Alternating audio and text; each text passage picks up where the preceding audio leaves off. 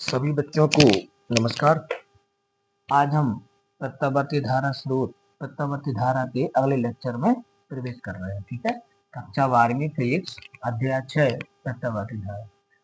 कल हम लोगों ने बच्चों प्रत्यावर्ती धारा के वर्गमूल मान माने IRMS और उसके शिखर मान मतलब I0 इसमें संबंध पढ़ा था। तो हमने क्या पढ़ा था कि IRMS का मान होता है वो I0 का √2 वो पार्ट होता है, यानी कि IRMS इक्वल हमने पढ़ा था I0 अपॉन √2। अगर मैं I की जगह V ले लूं VRMS, तो VRMS इक्वल टू हो जाएगा हमारे पास V0 अपॉन √2 सेम। या अगर मैं इसके यहाँ मल्टीप्लाई कर दूं तो हम देखेंगे कि जो शिखर मान होता है वो वर्गमूल मान का वर्गमूल 2 गुना होता है। ये इस टाइप इसके यहाँ पर तिरक गुणा हो जाएगा। या यहाँ पर भी अपन देखें हमारे पास आ जाएगा V0 equal to √2 into VRMS। ठीक है ना। तो जी हमने कल इतना अपन ने पढ़ लिया था। इसको अपन ने पिछले लेक्चर में हमने इसको प्रूफ कर लिया था कि प्रत्यावर्ती धारा का जो शिखर मान होता है और जो वर्गमूल मान होता है उनमें क्या रिलेशन होता है। आज हम इसका एक दो सवाल देखेंगे और फिर इसके बाद AC DC में अंतर वाली चीज देखेंगे। ठीक है ना। तो एक सवाल आपको दिया हुआ है कि AC स्रोत में एक क्वेश्चन देखें। ये लिखा है कि AC स्रोत से प्राप्त तात्क्षणिक वोल्टा से प्राप्त तात्क्षणिक वोल्टता का मान निम्न समीकरण द्वारा प्राप्त किया जाता है। का मान निम्न समीकरण द्वारा प्राप्त किया जाता है। और समीकरण आपको दिया हुआ है E equal to 300 sin 340t 300 sin 340t। वो कह रहा है कि स्रोत का वर्गमूल मान क्या है। वो कह रहा है कि स्रोत का वर्गमूल मान क्या है। ऐसा एक छोटा सा सवाल आप लोगों को परीक्षा में इस टाइप के आ सकते हैं कि आपको क्या होता है कि AC स्रोत से प्राप्त तात्क्षणिक वोल्टता, एक तात्क्षणिक वोल्टता का समीकरण कहलाता है किसी टाइम के लिए एट अ टाइम t का मान निम्न समीकरण द्वारा प्राप्त किया जाता है। E equal to 300 sin 340t। वो कह रहा है स्रोत का वर्गमूल मान क्या है। वर्गमूल मैंने उसके लिए RMS वैल्यू चाहिए। ठीक है ना, RMS वैल्यू चाहिए। तो RMS वैल्यू निकालने के लिए हमारे पास फार्मूला क्या होता है। तो सबसे पहले अपन उसको सॉल्व करेंगे तो पहले हम इसके वोल्टा का समीकरण लिखेंगे। तुम्हारे पास है वो E इक्वल टू 300 sin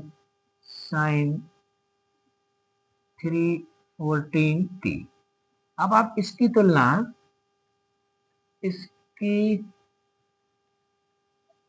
तुलना मानक समीकरण क्या होगा। E equal to E0 sin omega T ये होगा। से करने पर इससे करो तुलना भाई। क्या है कल हमने पढ़ा था यहाँ पर I हो तो I equal to I0 sin omega T, V हो तो V equal to V0 sin omega T और E हो तो E0 sin ओमेगा टी। अब यहाँ पर कंपेयर करो तो यहाँ पर है देखो 300 और यहाँ पर लिखा है E0। तो E0 की वैल्यू 300 हो जाएगी, ओमेगा की वैल्यू 314 हो जाएगी। तो वो हमें चाहिए नहीं, हमें चाहिए करने पर हमारे पास E0 की वैल्यू कितनी आ गई 300। ठीक है ना। हमें पता क्या करना है वर्गमूल मान ERMS। तो इसलिए ERMS इक्वल टू क्या होगा ERMS जो होता है ना वह E0 का √2 पार्ट होता है। ये भाई IRMS equal to I0 upon √2, VRMS equal to V0 upon √2, तो ERMS equal to E0 upon √2। अब यहाँ पर E0 की वैल्यू कितनी है हमारे पास 300 है। हाँ लिख दो अपॉन अंडर रूट 2, ये हमारा आंसर हो गया। अपन इसको क्या करेंगे, रेशनलाइज कर देंगे, तो 300 upon under 2 multiply under 2 upon under 2, तो ये फाइनली हमारे पास क्या आ जाएगा, तो ये हमारे आ जाएगा 300 अंडर टू का अंडर 2 से गुणा करेंगे तो 2 हो जाएगा, 2 से इसको काट दो, 150 टाइम्स हो जाएगा, आंसर आ गया 150 अंडर रूट 2 वोल्ट। ठीक है ना। तो यहाँ पर जो स्रोत का वर्ग मध्य मान है वो 150 अंडर रूट 2 है। अब इसको और सॉल्व करना है, मान लो तो अंडर रूट 2 की वैल्यू 1.414 रख करके इसको मल्टीप्लाई कर दो, तो ये हमारे पास आंसर आ गया। ठीक है ना, आप समझ गए होंगे इसके लिए, इतना कठिन नहीं है, बिल्कुल सिंपल सी चीज है के लिए। तो ये आपको ये सवाल 2-3 नंबर में परीक्षा में आ सकता है। ठीक, आगे बढ़ते हैं। अब उनके लिए यहाँ पर जो अगला प्रश्न हमें आता है वो आता है अन्य संबंध का। ठीक है ना, संबंध का। संबंध से पहले अपन को थोड़ा सा ये डाल दें कि ये जो प्रत्यावर्ती वोल्टेज जो होता है, जो हमारे घरों में एसी आता है, तो अभी मैंने आप लोगों को समझाया कि मैं आप सीधे वोल्टेज पर बात करूंगा। दो प्रकार के वोल्टेजों के मान हमारे पास आता है, VRMS और V0। इसको बोलते हैं आभासी मान, इसको कौन से मान बोलते हैं साथ में, आभासी मान, और इसको बोलते हैं शिखर मान, शिखर मान। ठीक है ना, ध्यान देना, शिखर मान। हमारे घरों में 220 वोल्ट पर 220 वोल्ट 50 हर्ट्ज की एसी आती है। भारत में जो मानक सप्लाई है घरों के लिए वो कितनी होती है, 200 वोल्ट, माने हमारे घरों में 220 वोल्ट का वोल्टेज आता है, और जो वोल्टेज हमारे पास जो करंट आता है उसकी जो फ्रीक्वेंसी है वो होती है 50 हर्ट्ज। तो मैं 220 वोल्ट पर 50 हर्ट्ज, ध्यान रखना आपको, आपको ध्यान रखना है। अगर आप कभी कोई पूछे कि हमारे घरों में आने वाली प्रत्यावर्ती धारा की वोल्टता कितनी होती है अधिकतम, तो वो होती है 220 वोल्ट। ठीक है, 50 हर्ट्ज पर हमारे घरों में दी जाती है ना। लेकिन अगर कोई बड़ी मशीन लगी है, जैसे आप कहोगे सर हम तो 4 से 40 वोल्ट लिखा दिखाते हैं, तो वो अलग से उसके लिए लाइन डाली जाती है। जैसे कोई बड़ी आटा चक्की, कोई बड़ी मशीन लगाना हो तो 4 से 40 वोल्ट की अलग से लाइन डाल देती है, तो उस लाइन पर घरों की सप्लाई नहीं होती है ना। क्योंकि घरों की पूरी चीजों पर आप बल्ब ले लें, ट्यूबलाइट ले लें, पंखा ले लें, टीवी ले लें, फ्रिज ले लें, कूलर ले लें, सब पर 220 वोल्ट लिखा रहता है। तो 220 वोल्ट के लिए काम करेंगे, ज्यादा वोल्टेज पर लगाएंगे खराब हो जाएंगे। तो ये 220 वोल्ट है क्या आखिर, 220, क्योंकि हमारे पास प्रत्यावर्ती धारा दी जाती है, प्रत्यावर्ती धारा के तो दो मान है, VRMS और V0, है कि नहीं है। तो हमारे घरों में जो 220 वोल्ट पर प्रत्यावर्ती वोल्टेज की सप्लाई दी जाती है, तो 220 वोल्ट उसका आभासी मान है, आभासी मान, ध्यान रखना कौन सा मान है, आभासी, मतलब VRMS की वैल्यू है। तो हमारे घरों में जो प्रत्यावर्ती वोल्टेज आता है 220 वोल्ट पर, तो 220 वोल्ट उसकी आभासी वैल्यू है। ठीक है ना। अगर हम इसका शिखर मान निकालें तो V0 इक्वल टू होगा √2 इंटू VRMS, तो आ जाएगा √2 इंटू 220, यानी कि 1.414 इंटू 220, अप्रोक्स 311.11 वोल्ट आएगा। ठीक है। यानी कि घरों में जो 220 वोल्ट का करंट आता है उसकी जो पीक वैल्यू है वो 311.1 वोल्ट होती है, यानी वो 311 वोल्ट, यानी कि वो ध्यान देना आप, यहाँ पर 311 वोल्ट तक यहाँ और 311 वोल्ट तक यहाँ पर अपने आप को चेंज करता है, 311 वोल्ट। ठीक है ना, 311 वोल्ट, ध्यान रखना आपने। तो यानी कि जो हमारे घर में 220 वोल्ट का करंट आ रहा है वो वास्तव में उसकी जो पीक वैल्यू वो 311 वोल्ट है, यानी कि ये ज्यादा खतरनाक हो गया। मतलब अगर इसकी जगह हम डीसी की बात करें, डीसी मान लो 220 वोल्ट की डीसी है, कौन सी है, डीसी होती है डीसी। तो डीसी मतलब डायरेक्ट करेंट, तो डीसी में 220 वोल्ट मतलब 220 वोल्ट, वो 220 वोल्ट से ना कम होगी ना ज्यादा होगी, 220 वोल्ट से ना कम होगी ना ज्यादा होगी।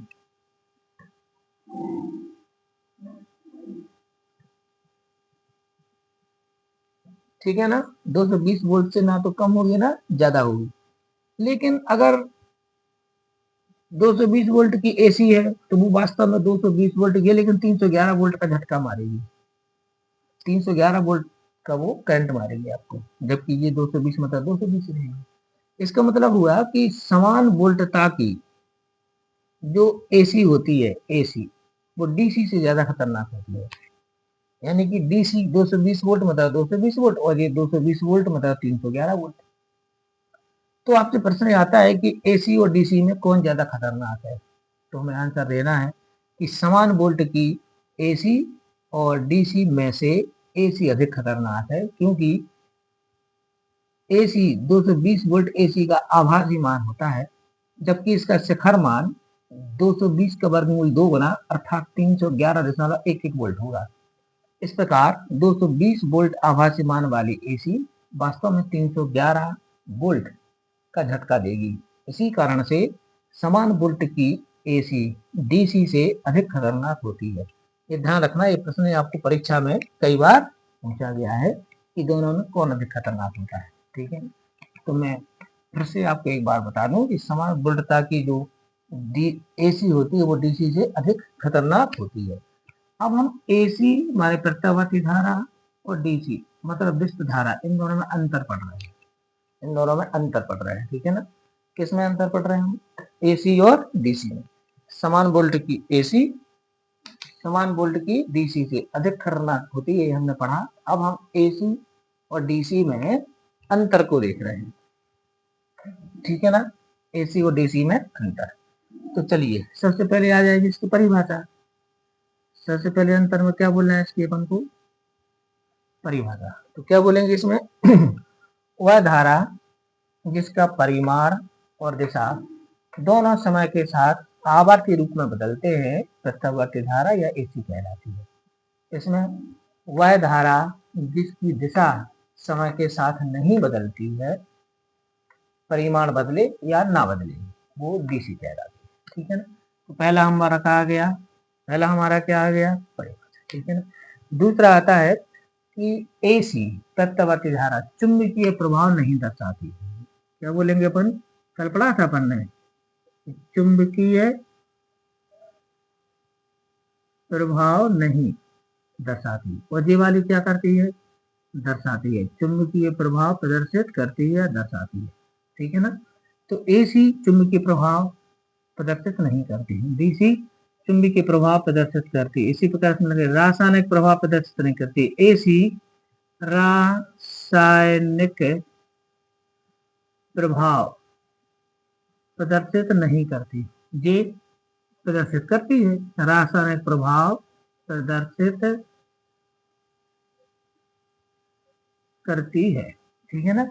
एसी रासायनिक प्रभाव प्रदर्शित नहीं करती, ये रासायनिक प्रभाव प्रदर्शित करती है, ठीक है ना।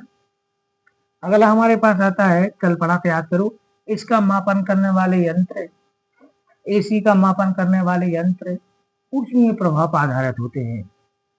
यंत्र ऊष्मीय ऊष्मीय प्रभाव पर आधारित होते हैं। ऊष्मीय प्रभाव पर आधारित होते हैं, और इसका मापन करने वाले यंत्र चुंबकीय प्रभाव पर आधारित होते हैं। चुंबकीय प्रभाव पर आधारित होते हैं, ठीक है ना। नंबर 5, समान वोल्ट की एसी डीसी से अधिक खतरनाक होती है। डीसी से अधिक खतरनाक, डीसी से अधिक खतरनाक होती है। इसको क्या कहूंगी? एसी से कम खतरनाक होती है। एसी से कम खतरनाक होती है, ठीक है ना। कितने अंतर आ गए हमारे पास? कितने अंतर आ गए हमारे पास? हमारे पास आ गए हैं वो 5 अंतर, ठीक है ना। अब आते हैं 6वें अंतर पर। नेक्स्ट हमारे पास अंतर आता है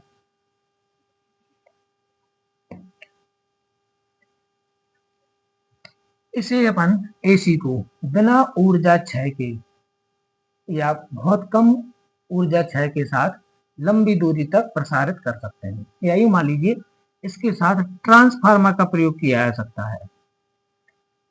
ट्रांसफार्मर का प्रयोग कर सकते हैं इसके साथ, ठीक है ना। और इसके साथ ट्रांसफार्मर का प्रयोग नहीं कर सकते, ट्रांसफार्मर का प्रयोग नहीं कर सकते, ठीक है ना। इसके साथ आप ट्रांसफार्मर का प्रयोग कर सकते हैं, इसके साथ आप ट्रांसफार्मर का प्रयोग नहीं भी कर सकते, ठीक है ना। अगला हमारे पास आता है इसमें कि ये जो प्रत्यावर्ती धारा होती है, प्रत्यावर्ती धारा, इसका प्रयोग चुंबक बनाने के लिए नहीं किया जाता, ठीक है ना। बाकी तो फिर आप लिखते जाओ, इसका प्रयोग चुंबक बनाने के लिए, से चुंबक नहीं बनाए जा सकते हैं ना, चुंबक नहीं बनाए जा सकते। और इसकी सहायता से क्या है, चुंबक बनाए जा सकते हैं, चुंबक बना सकते हैं, ठीक है ना। ये हमारे पास एसी और डीसी में कुछ अंतर हैं, 7 अंतरों पर मैंने बात कर ली है। आप और भी ढूंढेंगे तो और भी अंतर आप लोगों को मिल जाएंगे। तो क्या है, एक बार फिर से बता दें आपको एसी और डीसी में अंतर। सबसे पहला अंतर है परिभाषा। समान वह धारा जिसका परिमाण व दिशा दोनों समय के साथ आवर्ती रूप से बदलते हैं उसे प्रत्यावर्ती धारा कहते हैं। वह धारा जिसकी वोल्टता वह धारा जिसकी दिशा समय के साथ नहीं बदलती डीसी कहलाती है। एसी में अगला है, इसकी सहायता से यह चुंबकीय प्रभाव प्रदर्शित नहीं करती, वहां लिखेंगे यह चुंबकीय प्रभाव प्रदर्शित करती है। यह रासायनिक प्रभाव प्रदर्शित नहीं करती, यह रासायनिक प्रभाव प्रदर्शित करती है। इसका मापन करने वाले यंत्र ऊष्मीय प्रभाव पर आधारित होते हैं, इसका मापन करने वाले यंत्र चुंबकीय प्रभाव पर आधारित होते हैं। समान वोल्टता की एसी डीसी से अधिक खतरनाक होती है, समान वोल्टता की डीसी एसी से कम खतरनाक होती है। इसके साथ ट्रांसफार्मर का उपयोग किया जा सकता है, इसके साथ ट्रांसफार्मर का उपयोग नहीं किया जा सकता है। इसकी सहायता से स्थायी चुंबक बनाए जा सकते हैं, इसकी सहायता से स्थायी चुंबक नहीं बनाए जा सकते हैं। इस प्रकार ये हमारे पास एसी और डीसी में अंतर है। बच्चों आप अच्छी तरह से इनको याद कर लेना, क्योंकि ये भी एक महत्वपूर्ण प्रश्न है हमारा इस अध्याय का है, ठीक है। अब अपन आगे आते हैं, अगली चीज पर अपन चलते हैं। यहाँ से कलांतर के बारे में कुछ बात कर लेते हैं। कलांतर, ठीक है ना, मतलब जो प्रत्यावर्ती धारा परिपथ होता है, एसी परिपथ, एसी परिपथ में कलांतर, ठीक है ना, कलांतर। तो कलांतर पर हमारे लिए बात करना है थोड़ी सी कि आखिर क्या होते हैं, उसके बाद फिर अपन प्रतिरोध प्रतिघात प्रतिबाधा। क्या होता है कि जो एसी परिपथ होते हैं, एसी परिपथ कौन से कहलाते हैं, वे परिपथ जिसमें प्रत्यावर्ती धारा प्रवाहित हो रही है एसी परिपथ कहलाते हैं, ठीक है ना। कला क्या कहलाती है, कला किसी क्षण प्रत्यावर्ती धारा की स्थिति या दशा का बोध कराने वाली राशि कला कहलाती है। कला जैसे इसका समीकरण होता है I equal to I zero sine omega t, हमने पढ़ा है। इसमें ओमेगा टी को कला बोलते हैं, ये कला है। या इसी को अपन ने थीटा लिखा था, इसको क्या बोलते हैं, उसकी कला। तो किसी क्षण उसकी स्थिति दर्शाने वाली जो राशि होती है उसको अपन कला कहते हैं। अब हमारे लिए क्या करना है इसमें कि दो चीजें होती है हमारे पास। प्रत्यावर्ती धारा इसी परिपथ में करंट भी होगा और वोल्टेज भी होगा, V equal to V zero sine omega T voltage का समीकरण हो जाएगा, ठीक है।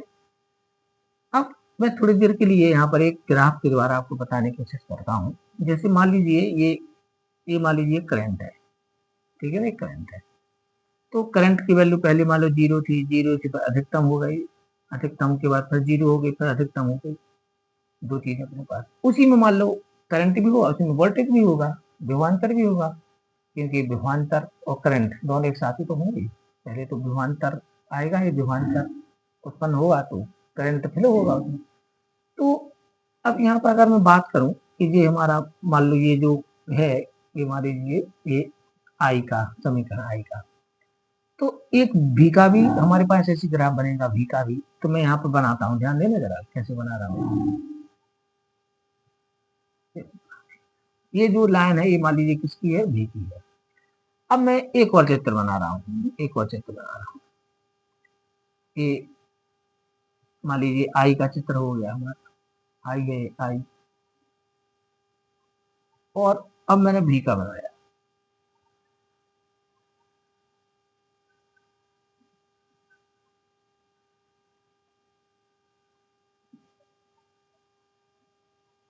देखिए एक काय का चित्र बनाया हमारा, V का चित्र बनाया, देख पा रहे हो आप, देख पा रहे हो, ठीक है ना। एक और चित्र बनाते हैं, एक और चित्र बनाते हैं।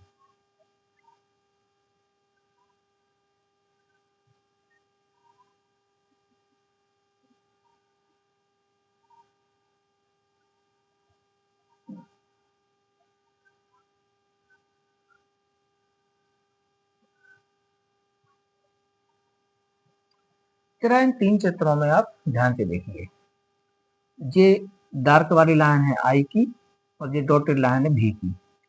इसमें देखो आप, ये जो बता रहा है इसमें क्या है कि देखो ये जो V है, यहाँ पर V का मान भी 0 है और I का मान भी 0 है, ठीक है ना। इसके बाद यहाँ पर देखो I का भी यहाँ पर ऊपर वाला हिस्सा है और V का भी है, यानी कि यहाँ पर I और V दोनों एक साथ मैक्सिमम हुए हैं। देखो A भी अपनी मैक्सिमम वैल्यू को प्राप्त कर रहा है और V भी अपनी मैक्सिमम वैल्यू को प्राप्त कर रहा है। फिर इसके बाद देखो दोनों एक साथ जीरो हुए हैं, ये देखें ये I की वैल्यू भी यहाँ पर देखो जीरो हो गई और V की वैल्यू भी जीरो हो गई। फिर यहाँ पर देखें फिर से I का मान मैक्सिमम हो गया, V का मान भी मैक्सिमम हो गया। तो हम क्या देख रहे हैं इसमें कि इस ग्राफ से हमें पता चल रहा है कि I और V के मान एक साथ अधिकतम हो रहा है, एक साथ न्यूनतम हो रहा है, एक साथ शून्य हो रहा है ना ऐसा। तो जिन परिपथों में I और V के मान एक ही तरीके से बदलते हैं, एक साथ वो अपने अधिकतम मान को प्राप्त करें, एक साथ वो न्यूनतम मान को प्राप्त करें, एक साथ दूसरी दिशा में अधिकतम हो जाए, दूसरी दिशा में एक साथ ही I और V के मान अधिकतम हो, तो अपन कहते हैं कि V और I समान कलाम है। V और I कैसे हैं? समान कलाम है। समान कलाम मतलब एक साथ उनका अधिकतम होना, एक साथ उनका न्यूनतम होना, एक साथ उनका 0 होना, समान कलाम। लेकिन आप इसमें देखो, इसमें क्या है, देखो जरा I की वैल्यू यहाँ पर 0 है, 0 है I की वैल्यू यहाँ पर देखो, लेकिन यहाँ V की वैल्यू अधिकतम है। देखो जरा कि V ऊपर है तो V की वैल्यू यहाँ पर क्या है, अधिकतम है। तो इसमें क्या हो गया, इसमें वोल्टेज आगे है और धारा पीछे है, मतलब वोल्टेज अपने अधिकतम मान को पहले प्राप्त कर रहा है और I बाद में। फिर आप यहाँ पर देखो, थोड़ा आगे बढ़ो, ये देखो वोल्टेज की वैल्यू 0 हो गई है, यहाँ पर देखो 0 है और I की वैल्यू अधिकतम हो गई है। देखो इस टाइम पर, है ना, इस टाइम पर देखो, इस टाइम पर आप देख रहे हो I की वैल्यू अधिकतम हो गई है और V की वैल्यू क्या हो गई है, 0 हो गई है। तो अपन कह सकते हैं यहाँ पर कि V आगे है और I पीछे है। V आगे चल रहा है, V पहले अधिक हो रहा है, I बाद में अधिक हो रहा है, फिर V पहले 0 हो गया, I बाद में 0 होगा। देखो यहाँ पर अब I की वैल्यू 0 हो गई, लेकिन यहाँ V की वैल्यू अधिकतम होगी इस टाइम पर। यहाँ पर कोई टाइम है, इस टाइम पर भी I 0 है और V अधिकतम है, ठीक है ना। तो इसमें क्या होता है कि ऐसे वृत्तावर्ती परिपथ जिसमें V I से पहले अधिक हो जाए और I से पहले शून्य हो जाए, तो हम कहते हैं कि V I से अग्रगामी है, माने वोल्टेज कला से अग्रगामी है, आगे चल रहा है, ठीक है। इसमें देखो आप, इसमें देखो करंट की वैल्यू पहले, I की वैल्यू पहले अधिक हो गई है, V की वैल्यू इस समय 0 है, ये V है। यहाँ V की वैल्यू इस समय 0 है, I की वैल्यू अधिकतम है। अब यहाँ पर देखो चला तो I की वैल्यू देखो 0 हो गई, यहाँ पर आ गया, यहाँ पर देखो इसके सामने 0 हो गया और V की वैल्यू कैसी हो गई, अधिकतम हो गई है। तो इसमें क्या है, धारा पहले अधिक हो रही है और वोल्टेज बाद में अधिक हो रहा है, और धारा पहले, फिर धारा शून्य हुई, बाद में वोल्टेज शून्य हुआ, देख रहे हैं आप। तो हम कह सकते हैं कि यह एक ऐसा जो है परिपथ है जिसमें एक करंट और वोल्टेज फ्लो हो रहा है, ऐसा परिपथ है जिसमें I पहले अधिक हो रहा है और V बाद में अधिक हो रहा है, यानी कि I अग्रगामी है और V पश्चिमगामी है, ठीक है ना। तो ऐसी परिपथ में कलांतर माने वोल्टेज और धारा की इन कलाओं में अंतर को बोलते हैं कलांतर। तो जिन परिपथों में दोनों एक साथ अधिकतम और एक साथ शून्य हो, तो हम कहते हैं कि V और I समान कला में है, और समान कला वालों का ग्राफ ऐसा होगा। जिनमें V पहले अधिक हो जाए, I बाद में अधिक हो, तो अपन कहेंगे कि वोल्टेज धारा से कला में अग्रगामी है, या यूं कहें कि धारा वोल्टेज से कला में पश्चिमगामी है, यानी कि धारा पीछे चल रही है, या यूं कह दो कि वोल्टेज आगे चल रहा है। जिनमें I पहले अधिक हो और V बाद में अधिक हो, तो अपन कहते हैं कि धारा वोल्टेज से कला में अग्रगामी है, या यूं कह लें कि वोल्टेज धारा से कला में पश्चिमगामी है, ठीक है ना। अब ये अग्रगामी पश्चगामी कितना है, अग्रगामी कितना पश्चगामी, ये कोण से मापन किया जाता है इसका। जैसे मान लीजिए धारा अग्रगामी है, तो धारा का समीकरण हो गया I equal to I not sine omega T plus five, और I का समीकरण हो जाएगा I not sine omega T. अब इन दोनों में ये देखो, ये इसमें ये फाई को बोलते हैं कलांतर, फाई को बोलते हैं कलांतर। अगर धारा अग्रगामी है, और वोल्टेज हमारा पश्चगामी है, मान लो धारा कला में अग्रगामी आगे चल रही है, तो उसका समीकरण इस टाइप से प्राप्त होगा, I equal to I not sine omega T plus five, ठीक है ना। और वोल्टेज का भी equal V not sine omega T. इसका मतलब हुआ I V से अग्रगामी है, कितने कोण से, फाई कोण से, तो फाई को बोलेंगे कलांतर, प्लस फाई हो गया यहाँ पर, तो फाई को क्या बोलेंगे, कलांतर। या हम इसका समीकरण ऐसा भी लिख सकते हैं, जैसे आपको I बराबर आ गया, प्राप्त हुआ I not sine omega T, और V का मिला हमारे लिए V not sine omega T minus five, तो भी बात तो वही हुई ना। बताओ यहाँ पर अग्रगामी कौन है, I है अग्रगामी, क्योंकि यहाँ पर देखो इसकी जो कला है वो फाई कोण से पीछे चल रही है, माइनस हो गया ना फाई। तो अगर मैं इन दोनों में कलांतर निकाल लूँ तो omega T minus omega T plus five, तो ओमेगा टी कट जाएगा, आंसर फाई आएगा। तो इसका मतलब यहाँ पर भी आई भी से कला में अग्रगामी, या यूं कह लें भी आई से कला में पश्चगामी है, माइनस फाइव आ गया, ठीक है ना। तो ये है धारा अग्रगामी के लिए। अब यदि धारा पश्चगामी हो तो धारा पश्चगामी हो तो इसका मतलब ये मिलेगा, ये मिला और यहाँ पर प्लस फाइव मिल गया, तो इसका मतलब क्या हुआ, इसका मतलब क्या हुआ,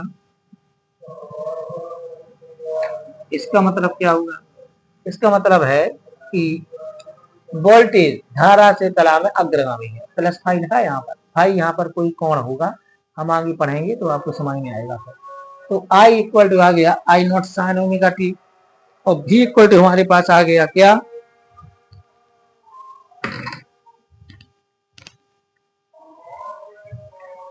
भी इक्वल टू हमारे पास आ जाएगा V not sine omega T plus five. इसका मतलब होता है कि वोल्टेज धारा से कला में अग्रगामी है, या धारा वोल्टेज से कला में पश्चगामी, ठीक है ना। अब अगर दोनों इक्वेशन हमें एक से मिले, जैसे मैंने अभी लिखे थे इस टाइप से मिले, आई का मिला हमारे लिए I not sine omega T, और भी का है V not sine omega T, तो इनमें कलांतर नहीं है, omega T minus omega T zero, तो अपन कहेंगे कि दोनों समान कलाम है, आई और भी कैसे हैं, समान कलाम है। अब ये फाई की जगह पे मिलेगा क्या, जब हम हल करेंगे तो इस टाइप से, अगर जैसे एक आंसर आ गया I equal to I not sine omega T plus pi by two, इस टाइप से मिला, और भी इक्वल टू मिला हमें भी नॉट साइन ओमेगा टी, तो इसका मतलब होता है कि आई भी से नब्बे से अग्रगामी है, पाई बटे दो रेडियन, ये रेडियन में मान है या इसी को नब्बे से बोलेंगे, तो इसका मतलब है कि आई भी से कला में पाई बटे दो रेडियन से अग्रगामी है। तो हमें 7 प्रकार के विद्युत परिपथों का, यहाँ पर एसी परिपथों का अध्ययन करना है, 7 प्रकार के, तो उनमें हमें यही चीज निकालनी है कि कलांतर कितना है, कलांतर है भी या नहीं है तो कितना है, तो ये सब चीजें हमें निकालनी पड़ेगी, तो आप समझ जाओगे इसको कि कलांतर क्या होता है, ठीक है ना। कलांतर से पता चलता है कि कौन पहले अधिक और कौन पहले न्यून हो रहा है। अब बच्चों, अब हमारे लिए पढ़ना है प्रतिरोध, प्रतिबाधा और प्रतिघात के बारे में। तो बच्चों जो एसी परिपथ होते हैं, एसी परिपथ में हम 3 प्रकार के घटकों को बेसिकली प्रयोग करते हैं, है ना। एसी परिपथ के घटक, एसी परिपथ के घटक, तो एसी परिपथ में क्या क्या जोड़ते हैं, देखो एक, इसको आप जानते ही हो, इसको अपन क्या बोलते हैं, इसको अपन बोलते हैं प्रतिरोध, आर, प्रतिरोध आर का संकेत है, ठीक है ना। अब एक और मैं बता रहा हूँ, ये ऐसा जुड़ा हो तो इसको बोलते हैं संधारित्र सी, और ये बना देते हैं तो इसको बोलते हैं प्रेरक कुंडली, इसको क्या बोलेंगे, प्रेरक कुंडली, इसका संकेत होगा एल। एसी परिपथ में 3 घटकों को हम जोड़ करके परिपथ को आगे बढ़ाएंगे। ये वाला संकेत मतलब एसी परिपथ में प्रतिरोध जुड़ा है, ये प्रतिरोध का संकेत है, ये धारिता या संधारित्र का संकेत है, और ये प्रेरक कुंडली कहलाती है, प्रेरक कुंडली। एल उसका प्रेरकत्व है। तो प्रेरक कुंडली, संधारित्र और प्रतिरोध, ये 3 चीजों से मिलाकर के हम अपने परिपथ बनाएंगे। सबको समझ आ गया? ये 3 चीजों से मिलाकर के 3 प्रकार के घटकों से मिलाकर अपने परिपथ बनाएंगे हम यहाँ पर, आर, सी और एल। एल लिखा हो तो समझ लेना प्रेरक कुंडली है, सी लिखा हो समझ लीजिए कि वो संधारित्र या धारिता है, आर लिखा हो तो समझ लीजिए कि वहां पर प्रतिरोध, ओमीय प्रतिरोध चल रहा है। ठीक है ना? अब क्या होगा, यदि किसी परिपथ में ना तो सी है और ना ही एल है, केवल आर जुड़ा है, विशुद्ध आर, तो उस परिपथ के प्रतिरोध को बोलेंगे ओमीय प्रतिरोध। ओमीय प्रतिरोध या सिर्फ प्रतिरोध बोलेंगे। ठीक है ना? जैसे मैंने यहाँ पर एक परिपथ बनाया, ध्यान देना, मैं आपको समझाने के लिए बना रहा हूँ। एक मैंने यहाँ पर परिपथ बनाया, ठीक है, मैंने इसके साथ एसी स्रोत जोड़ दी। एसी स्रोत का संकेत है, इसको कौन सा स्रोत बोलते हैं? एसी स्रोत। तो इसमें आप देख रहे हो कि इसमें केवल क्या जुड़ा है? आर जुड़ा है। मैं यहाँ पर एक और बना देता हूँ, ऐसे मान लो मैंने एक ये बना दिया,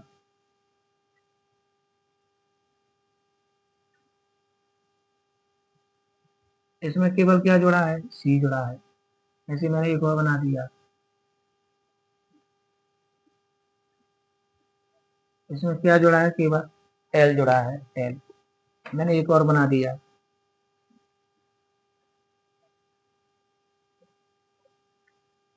इसमें कौन कौन जुड़ गया? इसमें कौन कौन जुड़ गया? ये आर भी है और सी भी है। ठीक है ना? इसी प्रकार मैंने एक और बनाया,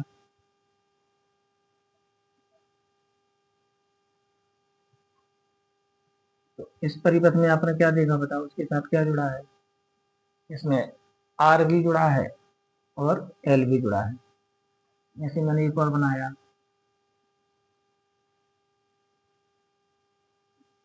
इसमें कौन कौन जुड़ा है? एल भी जुड़ा है और सी भी जुड़ा है। मैंने एक और बनाया,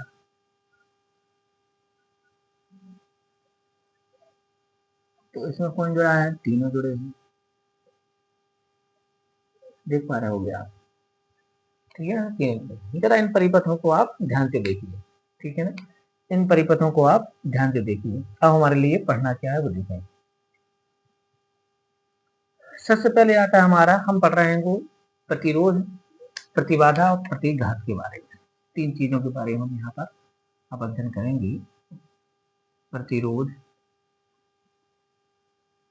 प्रतिघात और प्रतिबाधा, ये 3 प्रकार की हमारी परिभाषाएं अब यहाँ पर पढ़ने में आने वाली है। ठीक है ना? क्या क्या? प्रतिरोध, प्रतिघात और प्रतिबाधा है, ये क्या होती है इनको आप समझिए। ठीक है ना?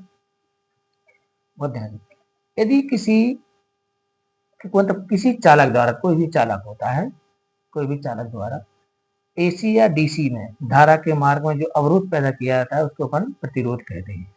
और उसको अपन क्या बोलते हैं? प्रतिरोध। प्रतिरोध की तो परिभाषा जानते ही है, धारा के मार्ग में जो रुकावट डाली जाती है उसको क्या बोलते हैं? प्रतिरोध कहते हैं। ठीक है ना? क्या कहते हैं उसको अपन? प्रतिरोध कहते हैं। क्या बोलेंगे?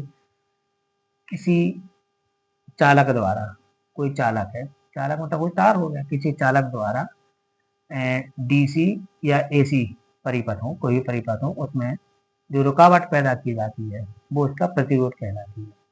ठीक है ना? तो प्रतिरोध के बारे में तो हम पढ़ चुके हैं, क्या कहलाता है प्रतिरोध। किसी चालक द्वारा डीसी या एसी धारा के मार्ग में, चाहे डीसी हो चाहे एसी हो, धारा के मार्ग में जो रुकावट डाली जाती है उसे उसका प्रतिरोध कहते हैं। ठीक है ना? इसे हम आर से प्रदर्शित करते हैं। ये तो हम पढ़ चुके हैं धारा विद्युत वाले अध्याय में।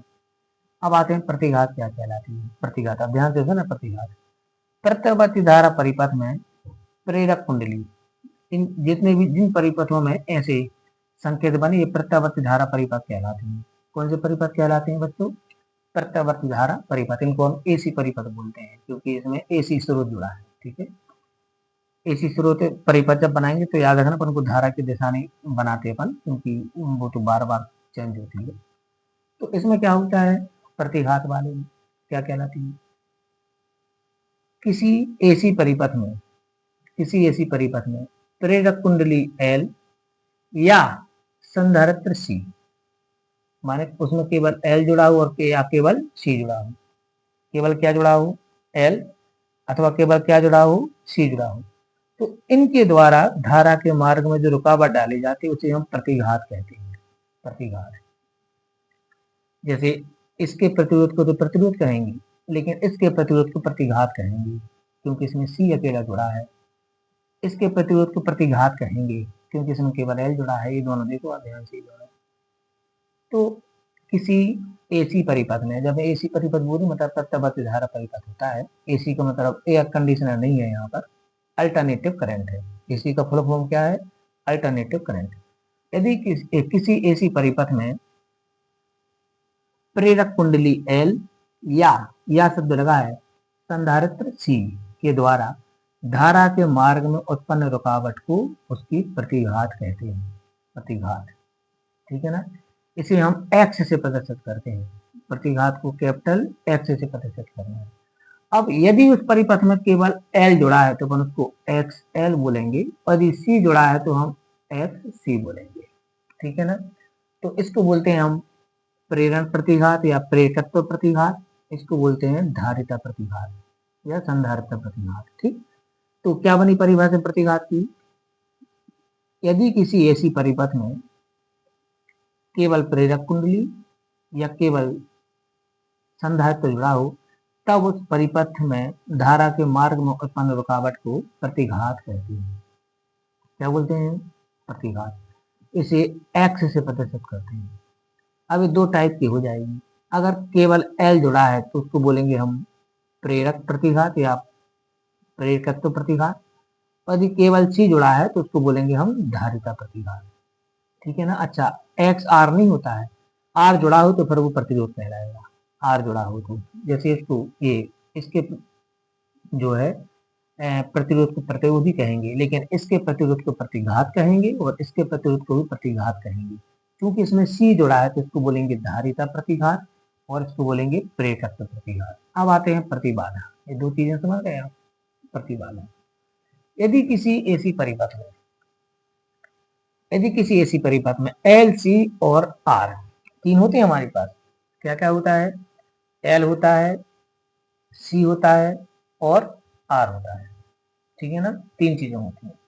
अब इनमें से कोई दो या तीनों, जैसे LC हो या CR हो या LR हो या तीनों, यदि किसी एसी परिपथ में ओमीय प्रतिरोध R, प्रेरकत्व L और संधारित्र C में से कोई दो अथवा तीनों उपस्थित हो तब इनके द्वारा धारा के मार्ग में उत्पन्न रुकावट को प्रतिबाधा कहते हैं।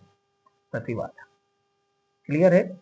यदि किसी एसी परिपथ में प्रेरकत्व L, संधारित्र C या ओमीय प्रतिरोध R में से कोई दो अथवा तीनों एक साथ जुड़े हों तब उस परिपथ में उत्पन्न अवरोध को, तब उस परिपथ में धारा प्रवाह के मार्ग में उत्पन्न रुकावट को प्रतिबाधा कहते हैं। प्रतिबाधा, क्लियर है ना। प्रतिबाधा को हम Z से प्रदर्शित करते हैं, Z से, कैपिटल Z। प्रतिबाधा को Z से प्रदर्शित करेंगे। अब यदि L और C है तो हम इसको लिख देंगे ZLC। इसका मतलब है प्रतिरोध, इसमें दो चीजें जुड़ी हैं, L और C। अगर R और C जुड़ा है तो इसको ZRC लिख देंगे। यदि LR जुड़ा है तो इसको ZLR लिख देंगे, और यदि तीनों जुड़े हैं तो LCR लिख देंगे। इस टाइप से लिख सकते हैं, ठीक है ना। तो हमारे पास संकेत से पता चल जाएगा कि परिपथ में क्या क्या जुड़ा है।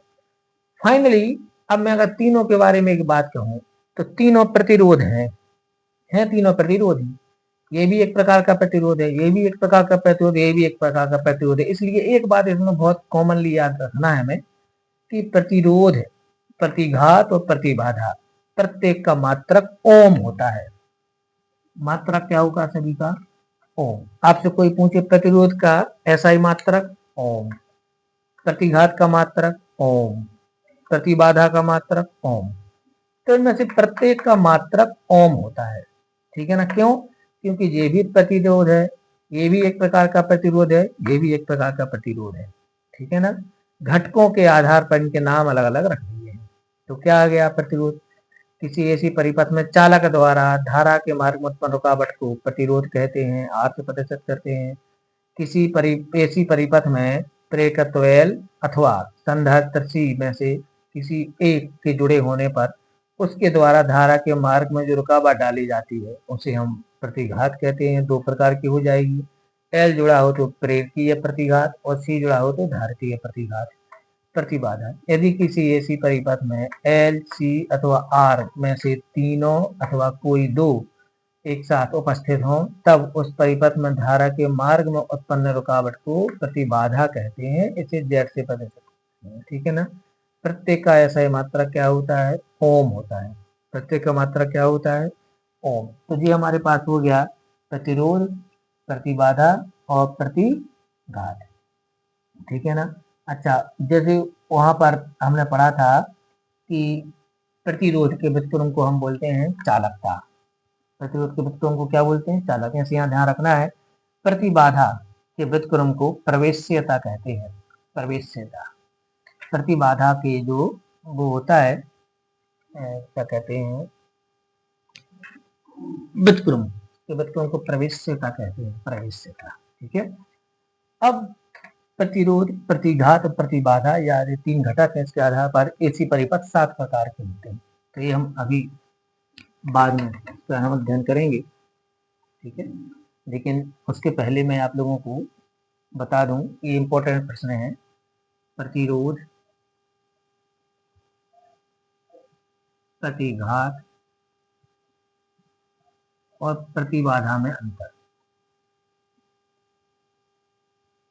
प्रतिबाधा में अंतर, इन तीनों में अंतर देखेंगे। किस किस में?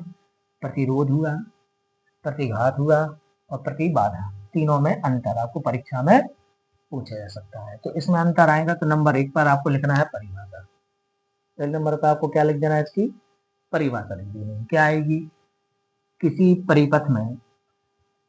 परिपथ में चालक द्वारा धारा के मार्ग में उत्पन्न रुकावट को प्रतिरोध कहते हैं। प्रतिघात, किसी ऐसी परिपथ में प्रेरकत्व L या प्रेरक कुंडली L अथवा संधारित्र C के द्वारा धारा के मार्ग में उत्पन्न रुकावट को प्रतिघात कहते हैं। किसी ऐसी परिपथ में प्रेरकत्व L, संधारित्र C और रोमीय प्रतिरोध R में से तीनों अथवा किसी दो के उपस्थित होने पर परिपथ के प्रतिरोध को प्रतिबाधा कहते हैं। ठीक, परिभाषा। सबसे पहले आपको क्या लिख देना है? सबकी परिभाषा लिख देना है। नंबर 2, अब आपको लिख देना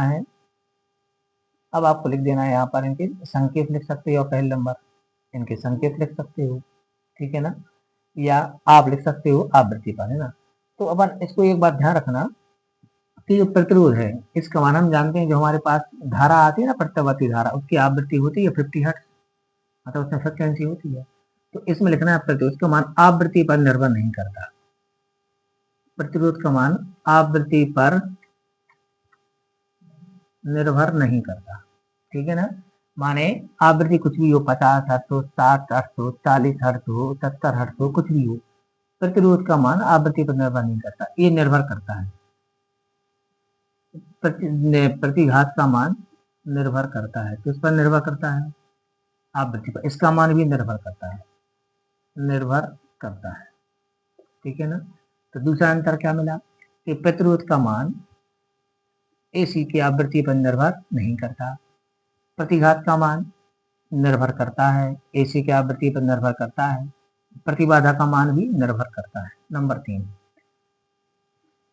इसको R से प्रदर्शित करते हैं, इसको X से प्रदर्शित करते हैं, इसको Z से प्रदर्शित करते हैं। इस प्रकार ये 3 अंतर आप लोगों को इनमें ध्यान रखना है। और दूसरे नंबर वाला बहुत अच्छे से ध्यान रखना है ना, आवृत्ति वाला, क्योंकि आपको खालिस्तान में, ब्लैंक्स में, ट्रू पास कहीं भी पूछा जा सकता है, ठीक है। तो क्या मिले? प्रतिरोध, प्रतिघात, प्रतिबाधा में अंतर। सबसे पहला परिभाषा लिखना है। तो किसी परिपथ में चालक द्वारा, चालक शब्द बोल देना, धारा प्रवाह के मार्ग में उत्पन्न रुकावट को प्रतिरोध कहते हैं। उसमें क्या लिखना है? किसी ऐसी परिपथ में प्रेरकत्व L अथवा संधारित्र C के द्वारा उत्पन्न रुकावट को प्रतिघात कहते हैं। उसको क्या लिखना है? किसी परिपथ में प्रेरक कुंडली L, संधारित्र C और ओमीय प्रतिरोध R तीनों अथवा किसी दो के द्वारा उत्पन्न रुकावट को प्रतिबाधा कहते हैं। आवृत्ति इसका मान प्रतिरोध का मान आवृत्ति पर निर्भर नहीं करता, इसका मान आवृत्ति पर निर्भर करता है, इसका मान प्रतिबाधा आवृत्ति पर निर्भर करती है। अगला आता है इसको R से प्रतिशत करते हैं, इसको X से प्रतिशत करते हैं, इसको Z से प्रतिशत करते हैं। तो ये तीनों में आपको क्या मिल गए? अंतर मिल गए। अब बच्चों आज का लेक्चर हम यहीं पर समाप्त कर रहे हैं। कल हम लोग 7 प्रकार के जो परिपथ यहाँ पर आते हैं उनके बारे में अध्ययन करना चालू करेंगे। ठीक है, सभी को नमस्कार।